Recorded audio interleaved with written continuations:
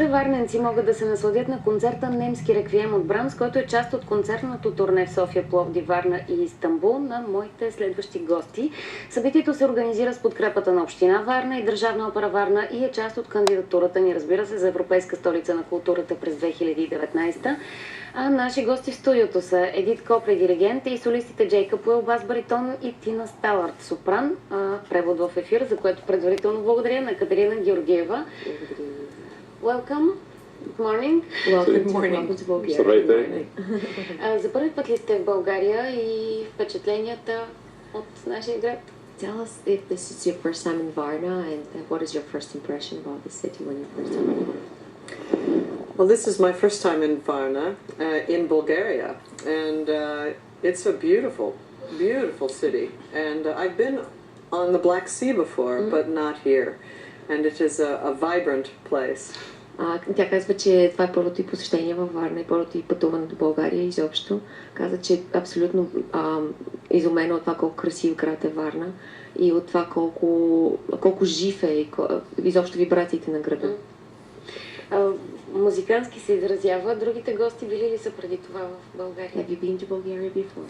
Yes, I was in Varna 4 summers ago and did a couple of solo voice recitals in the area, and I was very pleased to have the opportunity to come back to this beautiful place. I love the sea park and the people.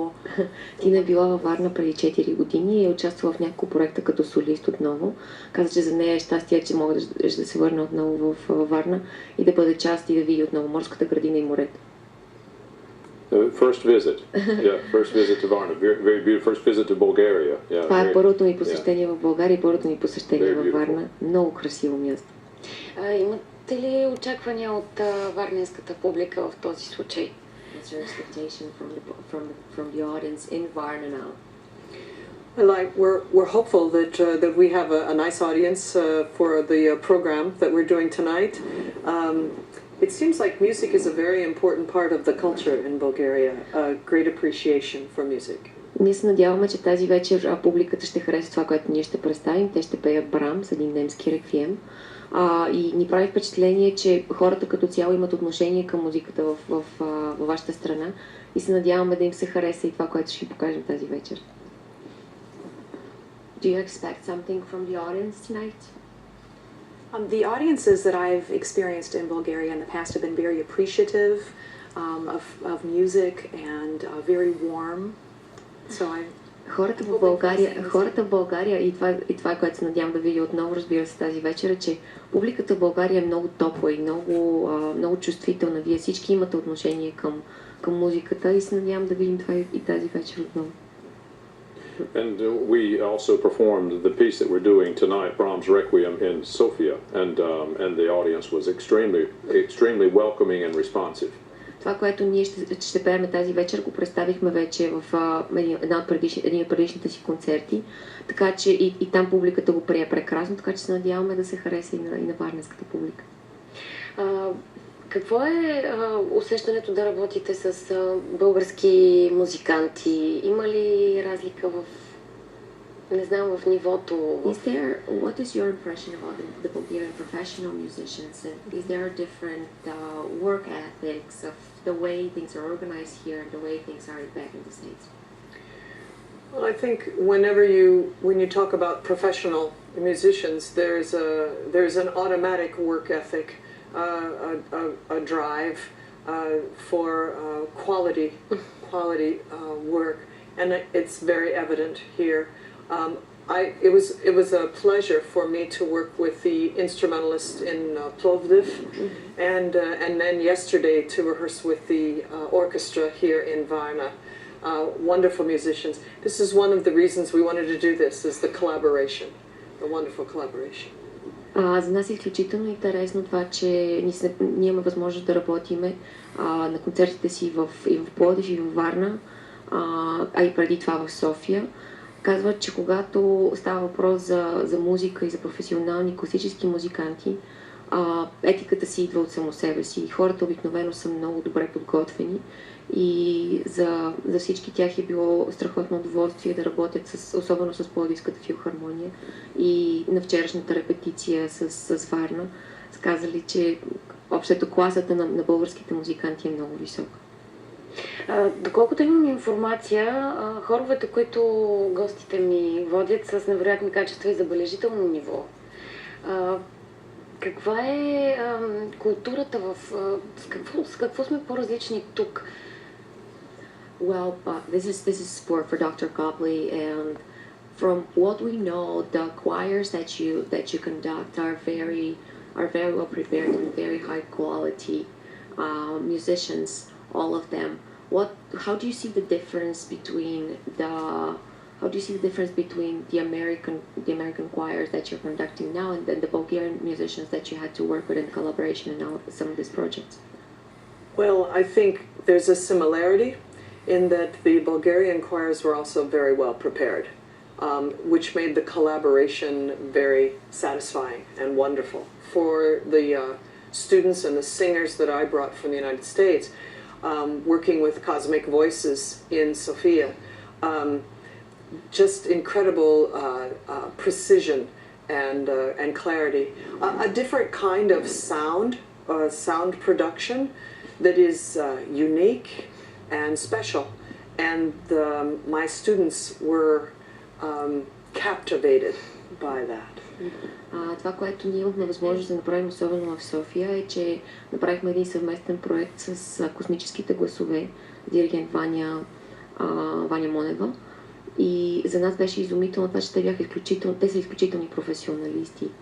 И тъй като говорим за различно отношение към музиката и за различна позиция на гласовете изобщо, тя казва, че и двата хора, защото ние пътуваме с 90 човека, всички те бяха изумени от това колко професионално се държат тези момичета и колко интересни са гласовете им и начина, по който представят българския фолклор.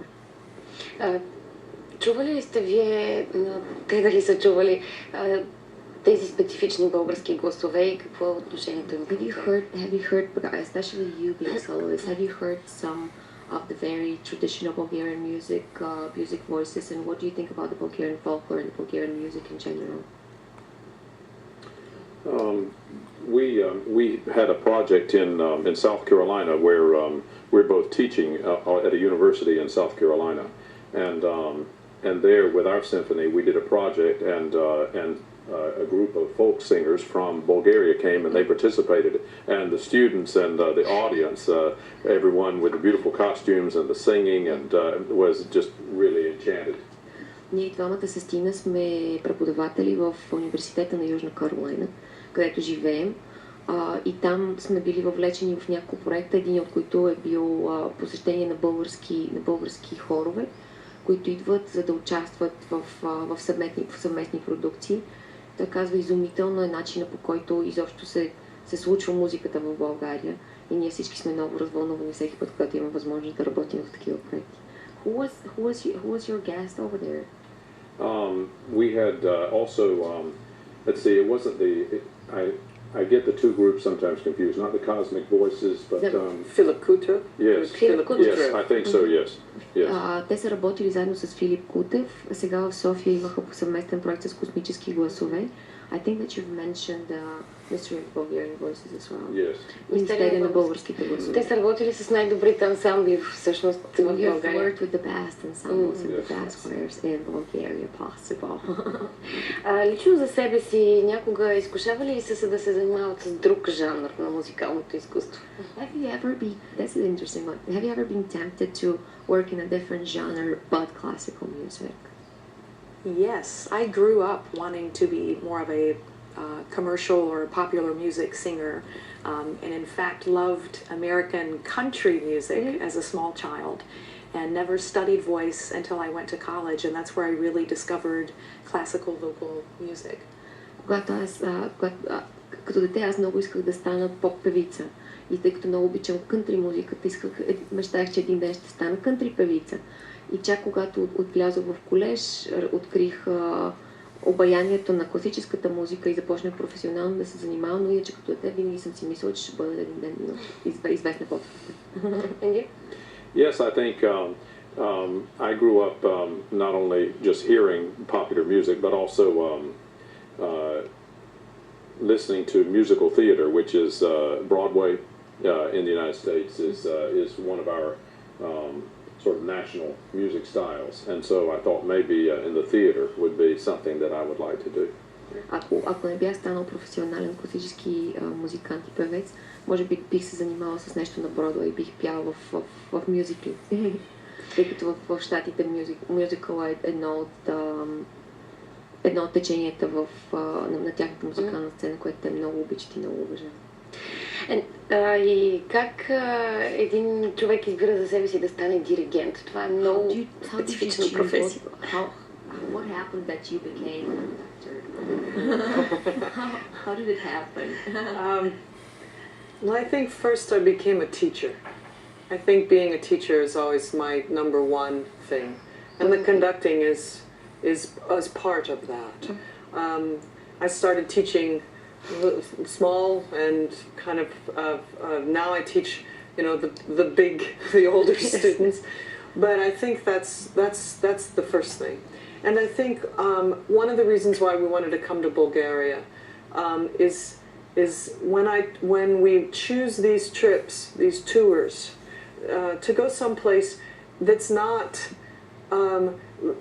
you know, London, usual, and to go someplace where music is a very important part of their tradition. And Bulgaria is just known all over the world for their folk tradition and their folk singing, very distinct, you know. So it's one of the reasons why I wanted to come. But as a conductor, I want to do a variety of different styles. So not just classic music, world music, Broadway, all kinds of music, so that the students have that. All. Аз започнах работата си първо като нормален преподавател и в началото работех с много малки деца, постепенно с малко по-големи. Сега имам възможност да работя с половината от нашия хор с студенти, а другата половина с един майсторски клас. Те са доста по-възрастни вече. Това, което ме накара да избера България като дестинация, тъй като ние непрекъснато се опитваме да пътуваме с хоровете и да се срещаме с различни култури. За мен не е толкова предизвикателство да се появя на лондонската сцена или в Виена, в някои от класическите концертни зали в Европа. Причината да изберем България е, че вие имате много и популярни сте навсякъде по света с фолклорните си традиции, с отношението към фолклора, като с фолклорната музика. И за нас беше изумително това, че имаме възможност да работим в такива съвместни проекти. Какво е отношението към Брамс? Защо точно Брамс избрахте за представянето си? Tell us a little bit more about the program that we're going to see tonight. Tell us more about Brahms and the German Requiem. Well, the Brahms Requiem is my favorite Requiem of all the Requiems written. And also many of my friends feel the same way. It's a wonderful work written in the 19th century, 1868, scored for soprano and baritone soloists, orchestra, chorus. A beautiful romantic work, the best. Аз имам страхотни адмирации към този реквием. Той имам любимия ми реквием, някога написан изобщо, този немски реквием на Брамс. Създаден е 19 век, някъде 1868 година.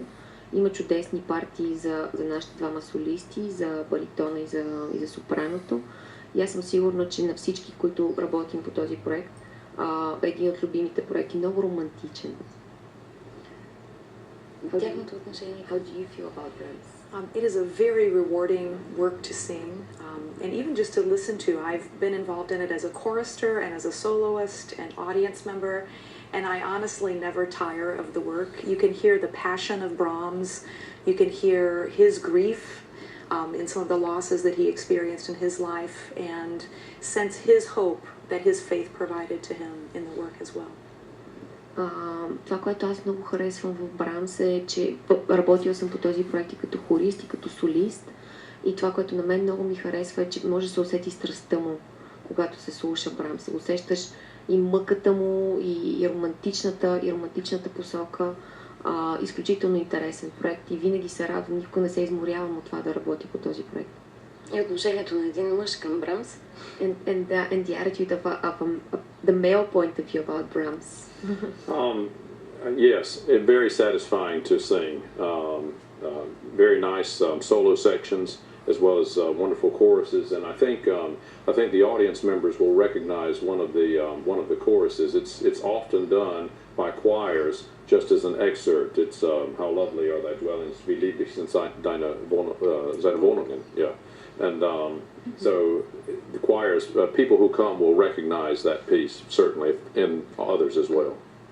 Да работя по този проект винаги ми носи огромно удовлетворение, както и на повечето ми колеги.